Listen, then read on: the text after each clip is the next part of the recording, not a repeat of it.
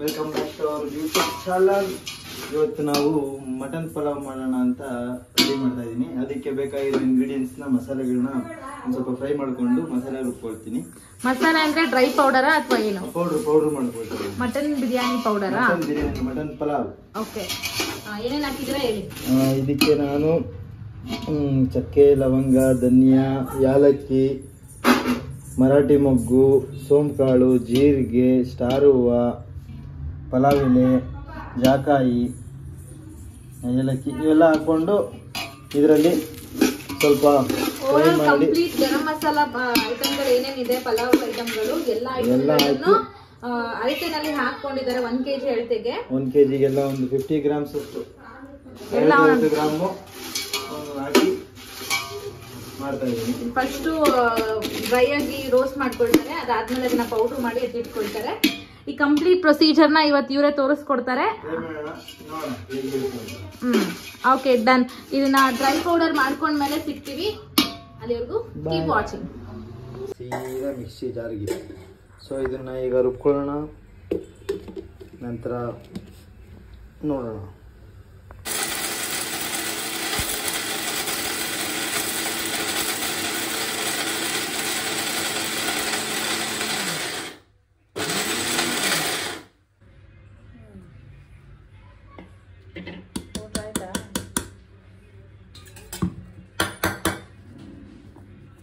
Powder ready ನೋಡಿ friends, ಈ ಥರ ಪೌಡ್ರ್ ಆಗಿದೆ. ಇಲ್ಲಿಗೆ ನಮ್ಮ biryani powder ready. Next so ಒಂದು ಕಡೆ ಇಲ್ಲಿ ಬಿರಿಯಾನಿ ಪಾತ್ರೆಯಲ್ಲಿ ಎಣ್ಣೆ ಹಾಕಿ ಬಿಸಿ ಮಾಡ್ಕೊಳ್ಳೋದಕ್ಕೆ ಇಟ್ಟಿದ್ದೀವಿ. ಹಾಗೆ ಇನ್ನೊಂದು ಕಡೆ ಅಕ್ಕಿನ ಚೆನ್ನಾಗಿ ತೊಳೆದು ಅದನ್ನು ನೆನೆಸಿಟ್ಕೋಬೇಕಾಗತ್ತೆ. ಸೊ ಇಲ್ಲಿ ನಾವು 1 kg ಅಕ್ಕಿ ಯೂಸ್ ಮಾಡ್ತಿದ್ದೀವಿ. 1/2 kg ಬಾಸ್ಮತಿ ರೈಸು, 1/4 kg ಅಷ್ಟು ಜೀರಾ ರೈಸು ಮತ್ತು ಕೋಲಂ ರೈಸ್ನ ಮೂರನ್ನೂ ಮಿಕ್ಸ್ ಮಾಡಿ ಬಿರಿಯಾನಿ ಪ್ರಿಪೇರ್ ಮಾಡ್ತಿರೋದು.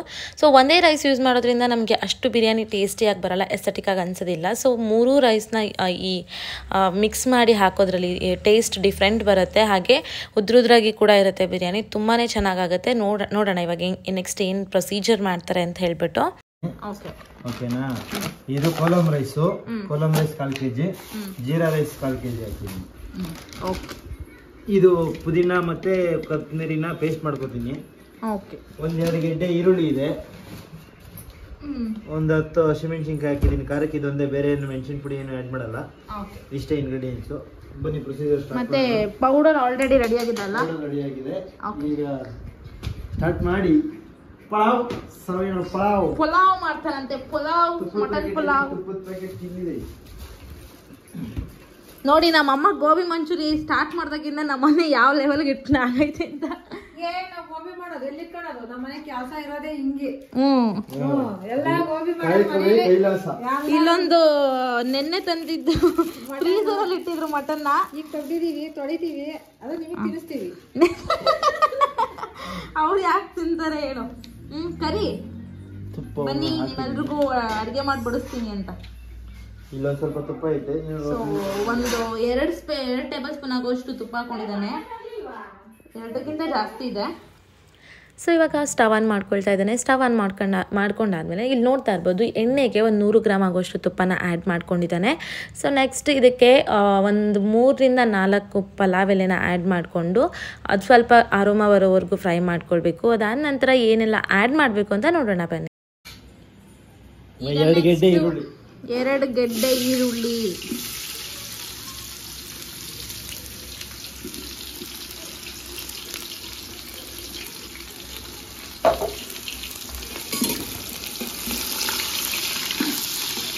ಸೊ ಇನ್ನೊಂದು ಕಡೆ ಇಲ್ಲಿ ಪ್ರೆಷರಲ್ಲಿ ಮಟನ್ನ ಬೇಯಿಸ್ಕೊಳ್ತಾ ಇದ್ದೀವಿ. 1 kg ಮಟನ್ನ ಬೇಯಿಸ್ಕೊಳ್ತಿರೋದು.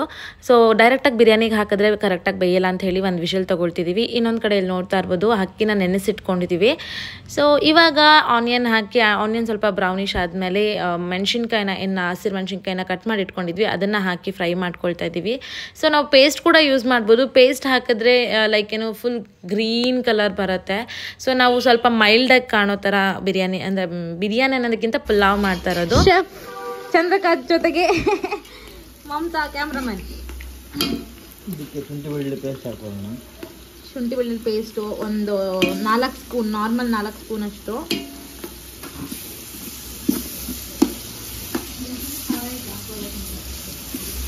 ಖಾರ ಇದಾವ ಇರ್ಲಿ ಬಿಡು. ನೋಡಿ ಈ ಥರ ಪಾತ್ರೆ ಮಾಡ್ಕೊಂಡ್ರೆ ನಮಗೆ ತಳ ಹಿಡಿಯಲ್ಲ. ತಳ ಹಿಡಿಯಲ್ಲ ಅನ್ನೋದಕ್ಕಿಂತ ಪಾತ್ರೆಯಲ್ಲಿ ಮಾಡಿದ್ರೆ ಹದವಾಗಿ ಬೇಯುತ್ತೆ, ಕುಕ್ಕರಲ್ಲಿ ಮಾಡಿದ್ರೆ ಹದವಾಗಿ ಬೇಯಲ್ಲ. ಹೆಂಗೋ ಒಂದು ಬೇಯ್ತದ. ಎಲ್ಲ ಹೇಳೋದು ಇದು ಇವಾಗ ಚೆನ್ನಾಗಿ ಹಸಿ ವಾಸನೆ ಅಂದ್ರೆ ಏನು, ಹಸಿ ವಾಸನೆ ಅಂದ್ರೆ ತಾನೆ, ಆ ಹಸಿ ಘಮ ಹೋಗೋವರೆಗೂ ಶುಂಠಿ ಬೆಳ್ಳುಳ್ಳಿ ಪೇಸ್ಟ್ನ ಚೆನ್ನಾಗಿ ಫ್ರೈ ಮಾಡ್ಕೊಬೇಕಾಗತ್ತೆ ನೀರಲ್ಲಿ. ಸೊ ಗೈಸ್ ಇವಾಗ ಇದನ್ನ ಒಂದೆರಡು ವಿಷಲ್ ಕೂಗಿಸ್ಕೊಂಡಿದ್ದೀವಿ. ಸೊ ಇವಾಗ ಇದಕ್ಕೆ ಹಾಕೊಂಡ್ಬಿಡೋಣ.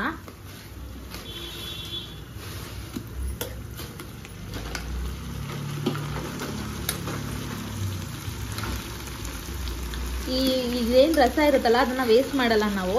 ಅಕ್ಕಿ ಹಾಕಿದ್ಮೇಲೆ ಆ ರಸನ ಮತ್ತೆ ಅದಕ್ಕೆ ಹಾಕ್ತೀವಿ. ಯಾಕಂದರೆ ತುಂಬ ಅದ್ರದ್ದು ಏನು ಅಂಶ ಇರುತ್ತಲ್ಲ ನೀರೆಲ್ಲ ಬಿಟ್ಟು ಹೋಗ್ಬಿಟ್ಟಿರುತ್ತೆ. ಸೊ ವಾಪಸ್ ನಾವು ಅಕ್ಕಿ ಹಾಕಿದಾಗ ಅದೇ ನೀರನ್ನ ಆ್ಯಡ್ ಮಾಡಿಕೊಂಡ್ರೆ ಸರಿ ಹೋಗುತ್ತೆ.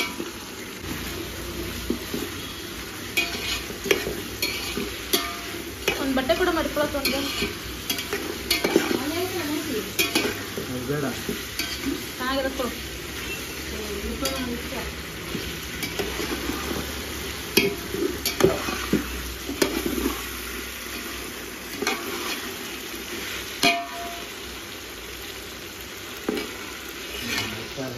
ಭತ್ತ ರೆಡಿ. ಸೊ ಗೈಸ್ ನೋಡಿ ನಮ್ಮಮ್ಮಂದು ಎಷ್ಟು ಮೋಸ ಅಂದರೆ ಇಡೀ ಮನೆಯಲ್ಲಿ ಅವನದೊಂದೇ ಫೋಟೋ ಇರೋದು, ನನ್ನ ಫೋಟೋ ಇಟ್ಕೊಂಡೇ ಇಲ್ಲ ನಮ್ಮಮ್ಮ. ಅದು ನಾನೇ ಇಕ್ಕಿರೋದು. ಮೋಸ ತಾನೆ, ನಂದು ಒಂದು ಇರಬೇಕು. ಹೆಣ್ಮಗಳು ಮನೆಯಿಂದ ಹೋಗಿದ್ದಾಳೆ, ಅವಳದು ಫೋಟೋ ಇಟ್ಕೊಳ್ಳೋಣ ನಿಂತಿದ್ದು ಟ್ರೈ ಮಾಡ್ಕೊಂಡು. ನನಗೆ ಈ ಸೌಂಡ್ ಆಗಲ್ಲ ಫ್ರೆಂಡ್ಸ್, ನೋಡಿ ನೀನು ಟಕ ಟಕ ಟಕ ಅಂತ ಅನ್ನಿಸ್ತಾನಲ್ಲ ನಂಗೆ ಆಗಲ್ಲ. ಅಲ್ಲಲ್ಲೇ ಎತ್ತಿಡೋದೇ ಇಲ್ಲ, ಅಲ್ಲಲ್ಲೇ ಸರಸು ಹೊಡ್ಸ್ಬಿಡುತ್ತೆ. ಕೊತ್ತಂಬರಿ ಪೇಸ್ಟ್. ಮಟನ್ ಚಿಲ್ಲಿ ಏನಾದರೂ ಮಾಡ್ಕೊಳ್ಳೋದಿದ್ರೆ ಈ ಥರ ಮಾಡ್ಕೊಬೋದು. ಸ್ವಲ್ಪ ಜಾಸ್ತಿ ಚಿಲ್ಲಿ ಹಾಕ್ಬಿಟ್ಟು ಈ ಥರ ಫ್ರೈ ಮಾಡ್ಕೊಬೋದು. ಇದು ಕೂಡ ತುಂಬ ಟೇಸ್ಟಿಯಾಗಿರುತ್ತೆ. ಇದಕ್ಕೊಂಚೂರು ವಿನೆಗರು, ಒಂಚೂರು ಸೋಯಾ ಸಾಸ್ ಮೇಲ್ಗಡೆ ಹಾಕ್ಬಿಟ್ರೆ ಮಟನ್ ಚಿಲ್ಲಿ ರೆಡಿ ಆಗಿಬಿಡುತ್ತೆ. ಹಂಗೆ ಟಿಪ್ಸ್ ಕೊಡ್ತಾ ಇರ್ತೀನಿ, ನೀವು ಯಾವ ಥರ ಬೇಕಾದ್ರೂ ರೆಡಿ ಮಾಡ್ಕೋಬೋದು. ಇವಾಗ ನಾವು ಮನೇಲೆ ರೆಡಿ ಮಾಡ್ಕೊಂಡಿರೋಂಥ ಮಟನ್ ಬಿರಿಯಾನಿ ಮಸಾಲ, ಮಟನ್ ಪಲಾವ್ ಮಸಾಲ. ಇದಕ್ಕೆ ನಾವಿವಾಗ 2.5 ಸ್ಪೂನಷ್ಟು ಮಸಾಲಾನ ಹಾಕ್ಕೊಂಡು ಚೆನ್ನಾಗಿ ಮಿಕ್ಸ್ ಮಾಡ್ಕೊಳ್ಬೇಕು. ಮಿಕ್ಸ್ ಮಾಡ್ಕೊಳ್ಳೋಕ್ಕೆ ಆಲ್ರೆಡಿ ನಾವು ಫ್ರೈ ಮಾಡಿರೋದ್ರಿಂದ ಒಂದು ಆ ಮಸಾಲ ಫ್ಲೇವರ್ ಏನಿದೆ ಅದು ಮಟನ್ಗೆ ಹಿಡಿಯೋವರೆಗೂ ಫ್ರೈ ಮಾಡಿಕೊಂಡ್ರೆ ಸಾಕು. ಸೊ ಗೈಸ್ ಇವಾಗ ಇದಕ್ಕೆ ನೀರು ಹಾಕೊಳ್ತಾ ಇದ್ದಾವೆ. ನೀರು ಹಾಕೊಂಡಿದ್ದಾರೆ. 1.5 ಲೀಟ್ರಷ್ಟು ನೀರು ಹಾಕ್ಕೊಂಡಿದ್ದಾರೆ ಅಂತ ಇದಕ್ಕೆ. ಸೊ ಹಾಕೋಬಾರ್ದಲ್ಲ ನಮ್ಮಣ್ಣ, ಇಲ್ಲೆಲ್ಲ ಚಲ್ಬಿಟ್ಟಿದ್ದಾನೆ, ಎಡ್ಬಿಟ್ಟು ಬಟ್ಟ, ಏನು ಮಾಡೋಕ್ಕಾಗಲ್ಲ. ಇವನೇ ಒಂದೊಂದೇ ಬಟ್ಲು ನೀರು ತಗೊಬಂದು ಹಾಕೋಬಾರ್ದಲ್ಲಿ ನೀರು ಚೆಲ್ಲಿದ್ದಾನೆ. ಇದು ಊಟ ಭಟ್ರು ಊಟ ಹಿಂಗೆಲ್ಲ ಹಾಕೋದು. ಸೊ ಅಕ್ಕಿಗೆ ನಾವು ನೀರು ಯಾವಾಗಲೂ 1:2 ರೇಷಿಯೋನಲ್ಲೇ ಹಾಕ್ಕೊಳ್ಬೇಕಾಗತ್ತೆ. ಸೊ ಇವಾಗ ನಾವು 3 ಗ್ಲಾಸಷ್ಟು ಅಕ್ಕಿ ಹಾಕಿದ್ದೀವಿ ಅಂದರೆ 6 ಗ್ಲಾಸಷ್ಟು ನೀರು ಹಾಕಬೇಕಾಗುತ್ತೆ. ಇಫ್ ಇನ್ ಕೇಸ್ ನೀವು ಅಕ್ಕಿನ ತುಂಬ ಹೊತ್ತು ನೆನೆಸಿದ್ದೀರಾ ಅಂತ ಹೇಳಿದ್ರೆ ಅರ್ಧ ಗ್ಲಾಸ್ ನೀರನ್ನ ಕಮ್ಮಿ ಹಾಕ್ಕೊಳ್ಳೋದೇ ಉತ್ತಮ ಅಂತ ಹೇಳ್ತೀನಿ. ಬಿಕಾಸ್ ಅಕ್ಕಿ ನೆನೆದಾಗ ನೀರು ಸಮ ಪ್ರಮಾಣದಲ್ಲಿ ಹಾಕಿದ್ರೆ ಮುದ್ದೆ ಆಗಿಬಿಡುತ್ತೆ. ಸೊ ಅರ್ಧ ಗ್ಲಾಸ್ ಕಮ್ಮಿ ಹಾಕ್ಕೊಂಡ್ರೆ ಕರೆಕ್ಟಾಗಿ ಒದಗುತ್ತೆ ಅಂತ ಹೇಳ್ಬೋದು. ನಿಮ್ಗೆ ಏನಾದರೂ ಬೇರೆ ಥರದ ಐಟಮ್ಸ್ ಎಲ್ಲ ಬೇಕು, ನಮಗೆ ರೆಸಿಪೀಸ್ನ ತೋರಿಸಿ ಅಂತಂದರೆ ಇವ್ರ ಕೈಲಿ ಮಾಡ್ಸೋಕ್ಕೆ ಟ್ರೈ ಮಾಡ್ತೀನಿ. ಪ್ಲೀಸ್ ಕಮೆಂಟ್ ಬಾಕ್ಸಲ್ಲಿ ತಿಳಿಸಿ ಏನು ಬೇಕು, ಯಾವುದನ್ನ ಐಟಮ್ನ ಟ್ರೈ ಮಾಡೋಣ ಅಂತ ಹೇಳ್ಬಿಟ್ಟು. ನೀವು ಯಾವ್ದು ಹೇಳ್ತೀರಾ ಅದನ್ನು ಮಾಡ್ಕೊಡ್ತೀನಿ. ಹಾಂ, ರೆಫರೆನ್ಸ್ ಬೇರೆ ಇದ್ದೇ ಇರುತ್ತಲ್ವ ಗೈಸ್ ಬೇರೆ ಕಡೆ, ಅದನ್ನು ನಾವು ತೊಗೊಂಡು ನಾವು ಟ್ರೈ ಮಾಡ್ತೀವಿ. ನಿಮಗೋಸ್ಕರ ನಿಮಗೂ ಅರ್ಥ ಆಗೋ ರೀತಿ ವಿಡಿಯೋ ಮಾಡಿ ಹೇಳ್ತೀವಿ ಅಲ್ವಾ. ಬೇಕಾದ್ರೆ ನೂಡಲ್ಸ್ದು ಮಾಡ್ತಾರಲ್ಲ ಅವ್ರದ್ದು ರೆಸಿಪಿ, ಎಗ್ ರೈಸ್ ರೆಸಿಪಿ ಎಲ್ಲ ಬೇಕಾದ್ರೂ ತೋರಿಸ್ತೀನಿ. ಸೊ ಇದು ಕುದಿ ಬರ್ತಾ ಇದೆ, ಇವಾಗ ನೋಡ್ತಾ ಇರ್ಬೋದು ಸುತ್ತ ನೊರೆ ಥರ ಬಿಟ್ಕೊಳ್ತಾ ಇದೆ.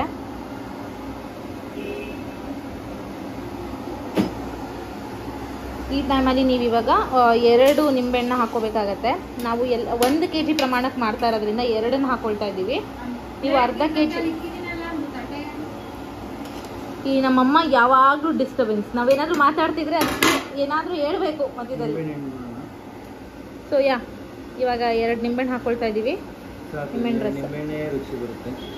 ಅಕ್ಕಿ ತಗೊಂಡ್ಬಿಡಮ್ಮ. ಇವ್ರಿಗೆ ಅಸಿಸ್ಟೆಂಟ್ ನಮ್ಮಮ್ಮ. ಅಮ್ಮ ಏನು 2 ವಿಷಲ್ ತಗೊಟ್ಬಿಡಮ್ಮ, ಅಮ್ಮ ಶುಂಠಿ ಬೆಳ್ಳುಳ್ಳಿ ಪೇಸ್ಟ್ ಮಾಡ್ಬಿಡಮ್ಮ, ಅಮ್ಮ ಕೊತ್ತಂಬರಿ ಪುದೀನ ಪೇಸ್ಟ್ ಮಾಡ್ಬಿಡಮ್ಮ. ಇವನು ಏನಾರು ಅಡುಗೆ ಮಾಡಲಿ ನಮ್ಮ ಅಮ್ಮ ಇರಬೇಕು ಬ್ಯಾಕ್ಗ್ರೌಂಡಲ್ಲಿ, ಇಲ್ಲ ಅಂದರೆ ಆಗಲ್ಲ. ಟ್ವಿಸ್ಟಲ್ಲಿ ನೋಡಿ ಇದೇ ಎಡವಟ್ ಬಟ್ಟ.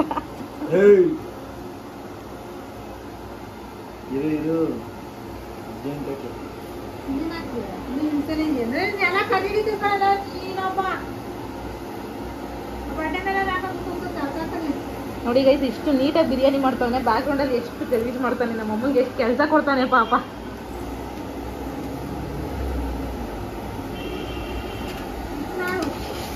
ಬಟ್ ಟ್ರಸ್ಟ್ ಮೀ ತುಂಬಾ ಚೆನ್ನಾಗಿ ಬರುತ್ತೆ. ಯಾಕೆಂತಂದರೆ ಇವನು ತುಂಬ ಬಿರಿಯಾನೀಸ್ಗಳನ್ನ ಟ್ರೈ ಮಾಡಿದ್ದಾನೆ. ಎಲ್ಲ ಬಿರಿಯಾನಿಗಳು ತುಂಬ ರುಚಿಯಾಗಿ ಇರುತ್ತೆ. ಸೊ ನಮ್ಮ ಫ್ಯಾಮಿಲಿ ಎಲ್ರಿಗೂ ಇಷ್ಟ ಆಗುತ್ತೆ ಇವನು ಮಾಡೋ ಅಡುಗೆ. ಒಂದು ಹೋಟ್ಲ್ ಓಪನ್ ಮಾಡೋಣ ದೊಡ್ಡದಾಗ ಈಗ ಎಗ್ ರೈಸ್ ಅಡ್ಡ ಕ್ಲಿಕ್ ಆದರೆ ಎಲ್ಲಾನು ಓಪನ್ ಮಾಡುವಂತೆ ಸುಮ್ಮನಿರು. ಉಪ್ಪು ಕಮ್ಮಿ ರುಚಿ ನೋಡ್ಕೊಳ್ಳಿ, ನಿಮಗೆ ರುಚಿ ತಕ್ಕಂಗೆ ನೀವು ಉಪ್ಪು ಹಾಕೋಬೇಕಾಗತ್ತೆ. ಸೊ ಉಪ್ಪು ಸ್ವಲ್ಪ ಕಮ್ಮಿ ಇತ್ತು ಅನ್ನಿಸ್ತು, ಹಾಗಾಗಿ ಮತ್ತೆ ಉಪ್ಪು ಹಾಕೊಳ್ತಾ ಇದ್ದಾನೆ ಇಲ್ಲಿ. ಸೊ ದಟ್ 1 kg ರೈಸ್ ಆಗುತ್ತೆ, 1 kg ಮಟನ್ ಆಗುತ್ತೆ. ಈ ಪ್ರೊಸೀಜರ್ ನೀವು ಮಟನ್ಗೆ ಮಾತ್ರ ಯೂಸ್ ಮಾಡಬೇಕು. ಚಿಕನ್ಗೆ ಮಾಡೋಕ್ಕೆ ಹೋದರೆ ಅದಷ್ಟು ಟೇಸ್ಟ್ ಬರಲ್ಲ.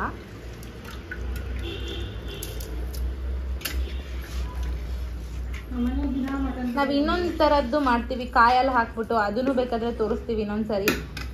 ನೀವು ಇದನ್ನು ಟ್ರೈ ಮಾಡಿ, ಇಷ್ಟ ಆದರೆ ಕಮೆಂಟ್ ಬಾಕ್ಸಲ್ಲಿ ಚೆನ್ನಾಗಿತ್ತು ಅಂತ ಕಮೆಂಟ್ ಮಾಡಿ. ನಿಮ್ಮ ಸಪೋರ್ಟ್ ನನಗೆ ತುಂಬ ಇಂಪಾರ್ಟೆಂಟ್ ಗೈಸ್. ಸಬ್ಸ್ಕ್ರೈಬ್ ಮಾಡಿ ಗೈಸ್, ಸಬ್ಸ್ಕ್ರೈಬ್. ಬೇವ್ರು ಸೂಸಿ ಅಡುಗೆ ಮಾಡ್ತಾವ ನಮ್ಮಣ್ಣ, ಅದಕ್ಕೋಸ್ಕರನಾದರೂ ಸಬ್ಸ್ಕ್ರೈಬ್ ಮಾಡಿ ಗೈಸ್.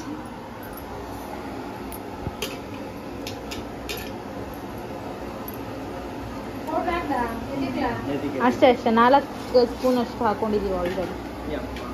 ಹಾಂ, ಗ್ಯಾಸ್ ಮೇಲೆ ಕುತ್ಕೊಂಡು ಭಟ್ರು ಅಡುಗೆ ಮಾಡ್ತಾವ್ರೆ. ಗ್ಯಾಸ್ ಬಸ್ಟ್ ಔಟ್ ಆದರೆ ನಮ್ಗೆ ಗೊತ್ತಿಲ್ಲ. ಟಾಪಲ್ಲಿ ಇರ್ತೀಯಾ? ಇನ್ನು ಇವಾಗ ಇನ್ನು ಒಂದು 3 ಸರಿ ಆದರೂ 4 ಸರಿ ಆದರೂ ಮಾಡ್ಕೊಬೋದು ನಾವು, ಅಷ್ಟು ಪುಡಿ ಮಿಕ್ಕತ್ತೆ. ನೀವು 1 ಟೈಮ್ ಮಾಡಿದ್ರೆ ಸಾಕು, ಮಂತಲ್ಲಿ 4 ಟೈಮ್ಸ್ ನೀವು ಆರಾಮಾಗಿ ಮಾಡ್ಕೊಂಡು ತಿನ್ಬೋದು. ನಿಮಗೆ ಅದು ಡೀಟೇಲ್ಡ್ ಆಗಬೇಕು, ಸಪ್ರೇಟಾಗಿ ಅದ್ರ ಪುಡಿ ಮಾಡೋದು ಹೇಗೆ ಅಂತ ಅಂದರೆ ಅದು ಕೂಡ ಕಮೆಂಟ್ ಬಾಕ್ಸಲ್ಲಿ ತಿಳಿಸಿ. ಅದನ್ನು ಇವನ ಹತ್ರ ಇನ್ನೊಂದ್ಸರಿ ಮಾಡಿಸ್ತೀನಿ, ಅದು ಖಾಲಿ ಆದಮೇಲೆ.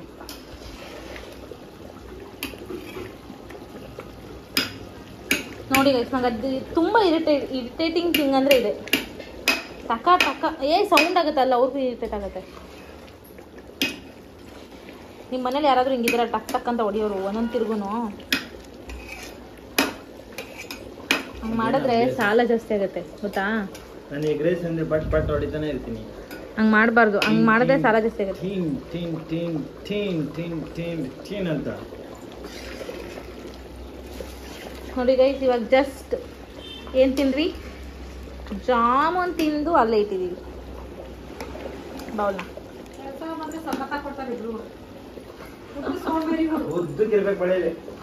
ಬಾಳೆ ಎಲೆ ಎತ್ಕೊಡೋದು ಅವ ಚಿಕ್ಕ ಪುಟ್ಟಾನೆ ಬಾಳೆ ಎಲೆ ಎತ್ಕೊಡ್ತಾರೆ. ಕಟಿಂಗ್ ಬರುತ್ತೆ, ಅದು ರೆಡಿ ಕಟಿಂಗ್ ಹೆಂಗ್ ಬರೋದು ಅಂಗಡಿಗೆ.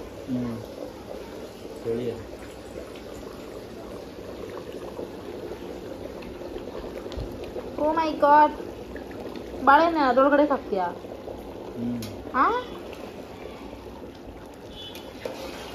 ಪಲಾವ್ ಎಲೆ ಬರುತ್ತಲ್ಲ ಉದ್ದುದು ಅಂತ ತೊಗೊಂಡ್ಬಿಡ್ಬೇಕು ನೀವು, ಹಸಿ ಪಲಾವ್ ಎಲೆ. ಅದು ಟೇಸ್ಟ್ ತುಂಬ ಚೆನ್ನಾಗಿ ಬರುತ್ತೆ.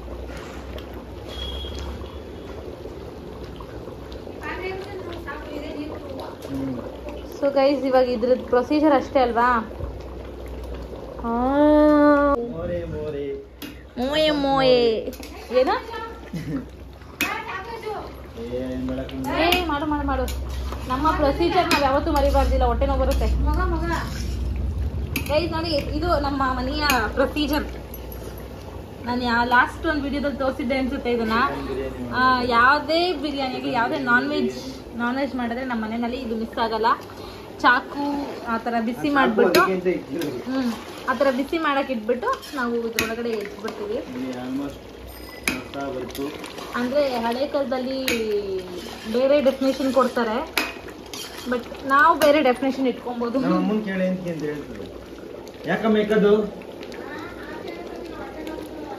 ಆಚೆಯಿಂದ ತಂದಿರ್ತೀವಿ, ಕಣ್ಣು ಇದಾಗಬಾರ್ದು ಅಥವಾ ಯಾವ್ದಾದ್ರು ನೆಗೆಟಿವ್ ಎನರ್ಜಿ ಹಿಂದೆ ಬಂದ್ಬಿಟ್ಟಿರತ್ತೆ ಅನ್ನೋ ಥಾಟ್ ಅವ್ರದ್ದು. ಬಟ್ ಈಗಿನ ಥಾಟ್ ನನಗೇನು ಅನ್ಸುತ್ತೆ ಅಂದರೆ ಪರ್ಸ್ನಲಿ ಆ ರೀತಿ ಬಿಸಿ ಮಾಡಿ ಒಳಗಿಟ್ರೆ ಅದು ಸೀದಿರೋ ಸ್ಮೆಲ್ ಇರುತ್ತಲ್ಲ ಒಂದು ಸ್ವಲ್ಪ, ಅದು ಸ್ಮೆಲ್ಗೂ ಅದು ಒಳಗಡೆ ಹೋದರೆ ಫ್ಲೇವರ್ ಇನ್ನೂ ಚೆನ್ನಾಗಾಗತ್ತೆ ಅಂತ ಅಂದ್ಬಿಟ್ಟು ಇರ್ತಾರೆ ಅಷ್ಟೇ.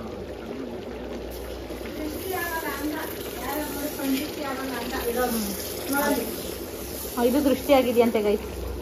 ಬಿಸಿ ತಾಕ್ಸಿದ್ರೆ ಎಲ್ಲಾನು ಹೊಂಟುತ್ತೆ ಗೈಸ್.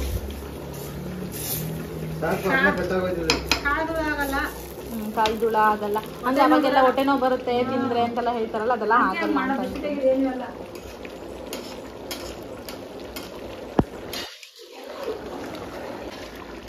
ಆಲ್ಮೋಸ್ಟ್ ಇದು ಎಷ್ಟು ಗಂಟೆ ಇದು ಮಾಡ್ಕೊಬೇಕು? ಒಂದು ಮುಕ್ಕಾಲು ಭಾಗ ನೀರು ಹಿಂಗಬೇಕಾ? ಇದು ಒಂದು ಮುಕ್ಕಾಲು ಭಾಗ ನೀರು ಹಿಂಗಬೇಕು. ಮುಕ್ಕಾಲು ಭಾಗದಷ್ಟು ನೀರು ಹಿಂಗಿದ್ಮೇಲೆ ಈ ಪ್ಲೇಟ್ ಬಳೆ ಎಲೆನ ಅದ್ರ ಕವರ್ ಮಾಡಿಬಿಟ್ಟು ಪ್ಲೇಟ್ನ ಅದಕ್ಕೆ ಕವರ್ ಹಾಕಿ ಅದಕ್ಕೆ ಅದ್ರ ಮೇಲೆ ಒಂದು ಭಾರವಾದ ವಸ್ತುನ ಇಡಬೇಕು, ದಮ್ ಆಗುತ್ತೆ ಅವಾಗ. ಸೊ ನೋಡ್ತಾ ಇರ್ಬೋದು ನೀರು ಡ್ರೈ ಆಗ್ತಾ ಇದೆ. ಇದಿನ್ನೂ ಒಂದು ಹಾಫ್ ಅಷ್ಟೇ ನೀರು ಡ್ರೈ ಆಗಿರೋದು. ಒಂದು ಮುಕ್ಕಾಲು ಭಾಗದಷ್ಟಾದ್ರೂ ಡ್ರೈ ಆಗಬೇಕು ಗೈಸ್. ಇದು ಆಲ್ಮೋಸ್ಟ್ ನೀರೆಲ್ಲ ಹಿಂಗಿದೆ. ನೋಡಿ ಹೇಳಿದ್ನಲ್ಲ, ಮುಕ್ಕಾಲು ಭಾಗದಷ್ಟು ನೀರು ಹಿಂಗಿದೆ, ನಾನು ಸ್ವಲ್ಪ ಭಾಗದಷ್ಟಿದೆ. ಈ ಥರ ಆದಾಗ ಇದನ್ನು ಲೆವೆಲ್ ಅಪ್ ಮಾಡಿಬಿಟ್ಟು ನಾವು ಈಗ ಬಾಳೆ ಎಲೆ ಹಾಕ್ತೀವಿ. ಈ ರೀತಿ ಬಾಳೆ ಎಲೆ ಮುಚ್ಚಿಬಿಟ್ಟು ಇದಕ್ಕೂ ಕೂಡ ಆರ್ಗ್ಯಾನಿಕ್ ಅಂದರೆ ಏನು ಹೇಳ್ತಾರೆ, ಆರ್ಗ್ಯಾನಿಕ್ ರೀಸನ್ಸ್ ಇರುತ್ತೆ ಅಲ್ವಾ. ಬಾಳೆ ಎಲೆ ಹಾಕೋದ್ರಿಂದ ಟೇಸ್ಟು ಕೂಡ ಇರುತ್ತೆ, ಬಟ್ ಆದರೆ ಹೆಲ್ತಲ್ಲಿ ಕೂಡ ಸ್ವಲ್ಪ ಬೆನಿಫಿಟ್ಸ್ ಇರುತ್ತೆ ಅಂತ ಹೇಳ್ಬಿಟ್ಟು ಈ ರೀತಿ ಬಾಳೆ ಎಲೆ ಹಾಕ್ತಾರೆ. ಸೊ ಈ ರೀತಿ ಬಾಳೆ ಎಲೆ ಮುಚ್ಚಾದ್ಮೇಲೆ ಅದ್ರ ಮೇಲೆ ಒಂದು ಬಟ್ಟೆ ಈ ರೀತಿ ಕವರ್ ಮಾಡಿ ಇದನ್ನು ಹಾಕಿ ಈ ರೀತಿ ಮಾಡೋದ್ರಿಂದ ಒಳ್ಳೆ ರೀತಿಯಲ್ಲಿ ದಮ್ ಬರುತ್ತೆ ಬಿರಿಯಾನಿ. ಸೊ ಇದೊಂದು ಭಾರವಾಗಿರೋ ಅಂಥದ್ದನ್ನೇನಾದರೂ ಇಡಬೇಕಾಗತ್ತೆ. ಸೊ ನಾವಿವಾಗ ಇದಕ್ಕೆ ಒಂದು ದೊಡ್ಡ ಪಾತ್ರೆಯಲ್ಲಿ ನೀರನ್ನ ತುಂಬಿಸಿ ಅದ್ರ ಮೇಲೆ ಇಟ್ಟಿದ್ದೀವಿ. ಸೊ ದಟ್ ಪ್ರೆಷರಲ್ಲಿ ಆ ರೈಸ್ ತುಂಬ ಚೆನ್ನಾಗಿ ಬೇಯುತ್ತೆ.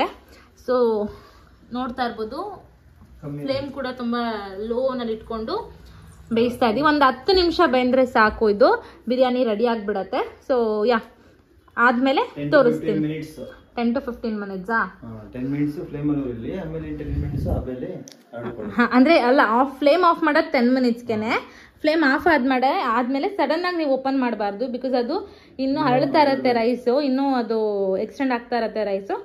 ಸೊ ಅದು ಪ್ರೊಸೆಸಿಂಗಲ್ಲಿ ಇರುತ್ತೆ. ಅದು 5 minutes ಆದ್ಮೇಲೆ ನೀವು ತೆಗೆಯೋದ್ರಿಂದ ಬಿರಿಯಾನಿ ಕರೆಕ್ಟ್ ಹದದಲ್ಲಿ ರೆಡಿ ಆಗಿರತ್ತೆ. ಅವಾಗ ತೋರಿಸ್ತೀನಿ ಹೇಗಾಗಿರತ್ತೆ ಅಂತ ಹೇಳ್ಬಿಟ್ಟು. ಗೈಸ್ ಇವಾಗ ಫ್ಲೇಮ್ ಆಫ್ ಮಾಡಿದ್ದೀವಿ ಕಂಪ್ಲೀಟಾಗಿ. ಒಂದು 5 minutes ರೆಸ್ಟಲ್ಲೂ ಬಿಟ್ಟಿದ್ದೀವಿ. ಇವಾಗ ಇದನ್ನು ಕೆಳಗಿಳಿಸ್ತೀವಿ. ಪ್ರೆಷರ್ ಏನಿಟ್ಟಿದ್ವಲ್ಲ ಮೇಲ್ಗಡೆ ಅದನ್ನು ಕೆಳಗಿಳಿಸ್ತೀವಿ. ನಮ್ಮ ಇಳಿಸ್ತಾ ಇದ್ದಾರೆ. ಸೊ ಈಗ ಇಲ್ಲಿ ಹೇಗೆ ದಮ್ ಆಗಿದೆ ಅಂತ ನಿಮಗೆ ತೋರಿಸ್ತೀನಿ.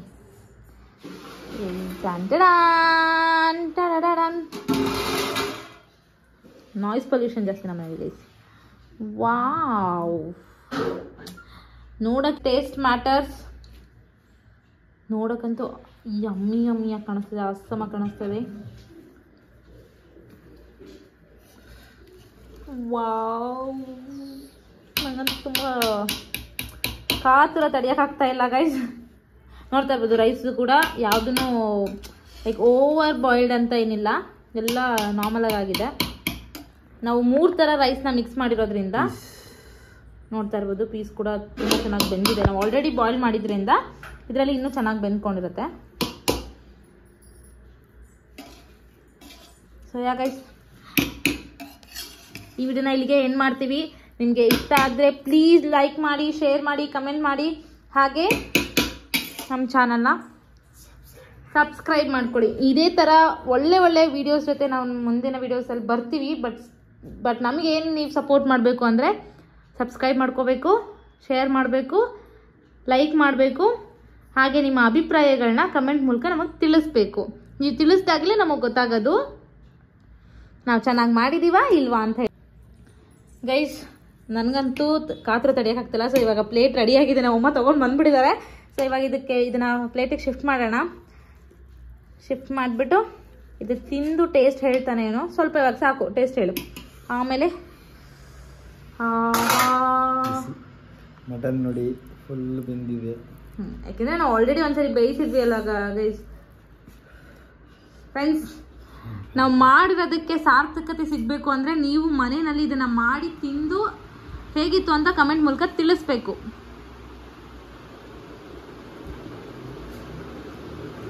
ಹೇಗಿದೆ? ಸಕ್ಕತ್ತಾಗಿದೆಯಾ? ಯಾವುದೇ ರೀತಿಯ 4am ಬಿರಿಯಾನಿಗಿಂತ ಏನು ಕಮ್ಮಿ ಇಲ್ಲ ಗೈಸ್. ಇದು ನಾವು ತೋರಿಸಿರುವಂಥ ಬಿರಿಯಾನಿ. ಸೊ ಪ್ಲೀಸ್ ಒಂದ್ಸರಿ ಟ್ರೈ ಮಾಡಿ. ಹಾಗೆ ನಮ್ಮ ಚಾನಲ್ನ ಸಬ್ಸ್ಕ್ರೈಬ್ ಮಾಡ್ಕೊಳ್ಳಿ, ಈ ವಿಡಿಯೋನ ಶೇರ್ ಮಾಡಿ, ಆದಷ್ಟು ಶೇರ್ ಮಾಡಿ, ಲೈಕ್ ಮಾಡಿ. ನಿಮ್ಮ ಅಭಿಪ್ರಾಯನ ಪ್ಲೀಸ್ ಕಮೆಂಟ್ ಮೂಲಕ ತಿಳಿಸಿ. ನನ್ನ ಮುಂದಿನ ವಿಡಿಯೋದಲ್ಲಿ ಸಿಗ್ತೀನಿ. ಅಲ್ಲಿವರೆಗೂ ನೀವು ಮಾಡಬೇಕಾಗಿರೋದಿಷ್ಟು ನನ್ನ ಚಾನಲ್ನ ಇನ್ನೂ ಯಾರೆಲ್ಲ ಸಬ್ಸ್ಕ್ರೈಬ್ ಮಾಡದೆ ನೋಡ್ತಾ ಇದ್ದೀರಾ ಪ್ಲೀಸ್ ಹೋಗಿ ಸಬ್ಸ್ಕ್ರೈಬ್ ಮಾಡ್ಕೊಳ್ಳಿ. ಹಾಗೆ ನನ್ನ ಸಪೋರ್ಟ್ ಮಾಡಿ. Tata, take care, bye bye, love you all.